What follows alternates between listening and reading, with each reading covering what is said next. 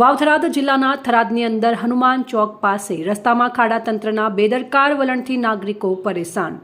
દિવાળી પર્વને હવે ગણતરીના દિવસો બાકી રહ્યા છે। સમગ્ર શહેરમાં સાફ સફાઈ, રંગબેરંગી રંગીલા દીવડા, મીઠાઈઓ અને ઉજવણીની તૈયારીઓ ચાલી રહી છે। પરંતુ આ આનંદ વચ્ચે થરાદ શહેરના હનુમાન ચોક વિસ્તારના નાગરિકો ભારે મુશ્કેલીઓનો સામનો કરી રહ્યા છે।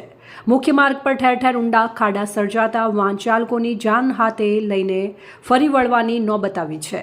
સ્થાનિક લોકો જણાવે છે કે છેલ્લા 1 મહિના જેટલા સમયથી આ ખાડા યથાવત છે અને ભારે વાહન વ્યવહાર ધરાવતા આ ચોક પાસે હંમેશા જ ટ્રાફિકનો દબાવ રહે છે। સાંજના સમયે સ્કૂલ કોલેજના વિદ્યાર્થી, મહિલાઓ તથા વૃદ્ધો માટે આ માર્ગ પરથી પ્રસાર થવું મોટો ખતરો બની ગયો છે। દિવાળીના દિવસોમાં બજારના વિસ્તારોમાં વેપાર વધી રહ્યો છે।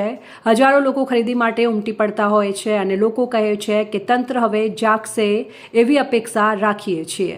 હનુમાન ચોક શહેરના મધ્યમાં આવેલું હોવાથી આ માર્ગ પરથી રોજ સેંકડો વાહનો પ્રસાર થાય છે। નાના બાળકોને સ્કૂલ કોલેજ જતા વાલીઓએ ખાસ ચિંતા વ્યક્ત કરી રહ્યા છે। દિવાળી જેવા આનંદના પર્વે થરાદના હનુમાન ચોક પાસે ખાડાઓને કારણે નાગરિકો ચિંતાગ્રસ્ત છે। હવે જોવાનું એ છે કે તંત્ર તાત્કાલિક પગલાં ભરીને નાગરિકોને રાહત આપે તેવી અપેક્ષા કરી રહ્યા છે। અહેવાલ વિષ્ણુ ચૌહાણ, ઢીમા।